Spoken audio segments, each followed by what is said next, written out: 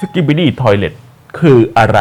ทำไมถึงดังขนาดนี้สวัสดีครับและนี่คือย่อยง่ายพอดแคสต์ที่จะย่อยเรื่องยากๆให้กลายเป็นเรื่องง่ายๆที่ทุกคนก็สามารถฟังง่ายโดยเฉพาะผู้ใหญ่ที่แบบเราตามเด็กไม่ทันแล้วนะฮะวันนี้เรามาคลายข้อสงสัยดีกว่าว่าในยุคสมัยเนี่ยมันมีการ์ตูนอยู่เรื่องหนึ่งคือ Skibidi Toilet ที่ว่าเด็กเล็กๆหลายคนเนี่ยดูกันแต่ผู้ใหญ่อย่างเราเนี่ยก็เฮ้ยมันคือการ์ตูนอะไรเราถึงไม่เคยเห็นมันเลยแล้วทำไมการ์ตูนแบบนี้ถึงดังในหมู่เด็กได้วันนี้เราจะมารู้กันไปพร้อมกันฮะโดย Skibidi Toilet เนี่ยคือเว็บซีรีส์รูปแบบแอนิเมชันนะฮะที่เผยแพร่โดยช่องนี้แล้วกันฮะเพราะผมไม่กล้าอ่านออกเสียงบน YouTube ฮะโดยมีเนื้อหาแต่ละตอนต่อเนื่องกันฮะเผยแพร่ครั้งแรกเมื่อเดือนกุมภาพันธ์ปี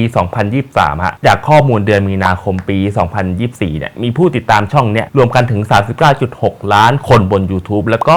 2.9 ล้านคนบน TikTok นะฮะโดยได้รับความนิยมอย่างมากในหมู่เด็กรุ่นอัลฟาก็คือเด็กที่เกิดตั้งแต่คศ 2010 เป็นต้นไปฮะก็จะเป็นการ์ตูนของเด็กยุคนี้เลยฮะโดยทั้งที่ Skibidi Toilet เนี่ยก็ไม่ใช่สื่อสำหรับเด็กโดยเฉพาะนะฮะเพราะเผยแพร่บนช่องประเภททั่วไปฮะซึ่งก็คือสำหรับผู้ชมที่มีอายุ 13 ปีขึ้นไปฮะไม่ใช่แบบประเภท YouTube คิดนั่นเองฮะโดยเรื่องราวของ Skibidi Toilet เนี่ยเป็นเรื่องราวว่าด้วยเรื่องของการสู้เหนือจินตนาการของตัวละคร2ฝ่ายฮะฝ่ายหนึ่งก็คือมนุษย์โผล่ออกมาจากโถส้วมที่เคลื่อนที่และลอยตัวได้ฮะสามารถพูดได้หมุนหัวได้แล้วก็ขยับปากไปตามจังหวะเพลงรีมิกซ์สุดฮิตได้เหล่ามนุษย์โถส้วมเนี่ยมีความต้องการเปลี่ยนมนุษย์ทุกคนให้เป็นมนุษย์โถส้วมเหมือนกันจึงปะทะกันกับตัวละครอีกฝ่ายที่คอยปราบปรามฮะคือพวกที่มีตัวเป็นมนุษย์แต่มีหัวเป็นกล้องวงจรปิดโทรทัศน์หรือลำโพงนั่นเองฮะโดยผู้ชมเนี่ยได้เห็นเรื่องราวที่ไม่มีบทพูดจากมุมมองของตัวละครคาเมล่าเฮดที่มีหัวเป็นกล้องวงจรปิดคอยจัดการเหล่า Skibidi Toilet โดยวิธีการต่างๆทั้งการกดชักโครกให้หัวถูกดูดลงไป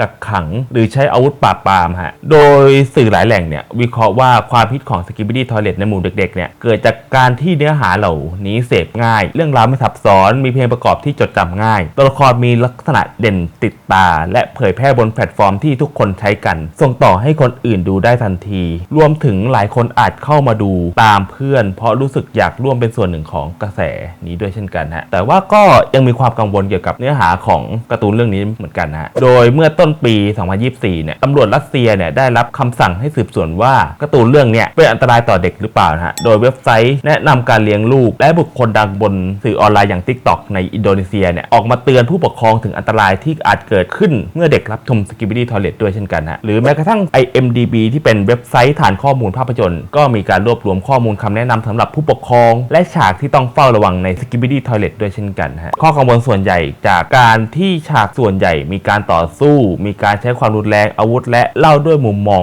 จากตัวละครซึ่งจังหวะภาพและสิ่งเอฟเฟกต์สมจริงให้อารมณ์คล้ายกับเกมออนไลน์จนผู้ใหญ่กังวลว่า Skibidi Toilet เนี่ยจะปลูกฝังให้เด็กคุ้นชินกับความรุนแรงหรือทำให้เด็กเลือกจัดการความขัดแย้งด้วยความรุนแรงเสมอซึ่งเป็นเรื่องที่แบบผู้ใหญ่กังวลมากเลยฮะแต่ในอีกฝากหนึ่งฮะกลับไม่ได้กังวลกับกระแสนี้นักโดยบทความจากวอชิงตันโพสต์เนี่ยระบุคำให้สัมภาษณ์ของคุณแมดดี้บัคสตันฮะนักวิเคราะห์วัฒนธรรมและเทรนด์จาก YouTube และเบนเดอร์อัลไมดายูทูบเบอร์วัย 24 ซึ่งให้ความเห็นคล้ายคลึงกันว่าสื่อแบบ Skibidi Toilet เนี่ยไม่ใช่เรื่องใหม่และไม่ต่างจากภาพมีมและเด็กๆเพียงตื่นตากับความสนุกและความตลกที่ไม่ซับซ้อนซึ่งนับว่าเป็นสิ่งที่สนุกในชีวิตของเด็กวัยนี้ก็ว่าได้ฮะโดยสื่อใหญ่อย่าง The Guardian ฮะแสดงจุดยืนว่า Skibidi Toilet ไม่น่ากังวลฮะเพราะความรุนแรงที่ปรากฏนี้ไม่ใช่เรื่องแปลกหรือมีอิทธิพลมากพอที่จะเปลี่ยนพฤติกรรมของเด็กๆเพราะความกังวลแบบนี้มักเกิดขึ้นเสมอในหมู่ผู้ใหญ่เองนั่นเองตั้งแต่เริ่มมีเกมต่อสู้ภาพยนตร์ที่มีฉากรุนแรงหรือสื่อไวรัลก่อนหน้านี้อย่าง Slenderman หรือเกม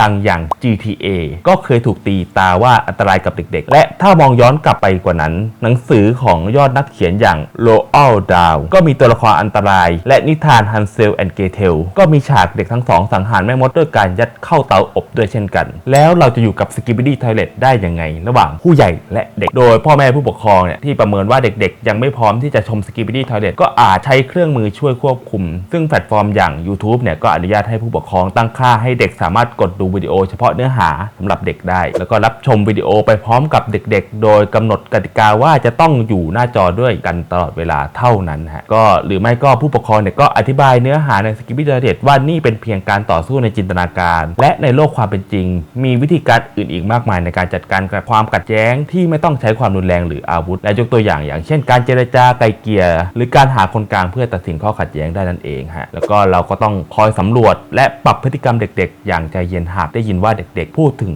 หรือเริ่มแสดงพฤติกรรมก้าวร้าวลักษณะคล้ายคลึงกับในการ์ตูนเรื่อง Skibidi Toilet เพื่อแก้ไขให้ทันเวลานะฮะก็ผู้ปกครองแล้วก็เด็กๆก็ต้องเข้าใจซึ่งกันและกันเพื่อให้ชีวิตเป็นสุขนะฮะก็ถ้าใครชอบคลิปนี้ก็อย่าลืมกดไลค์กดแชร์กด Subscribe แล้วก็ไปดูการ์ตูนเรื่องนี้พร้อมกับลูกๆของเรากันนะฮะวันนี้ผมไปก่อนฮะสวัสดีครับ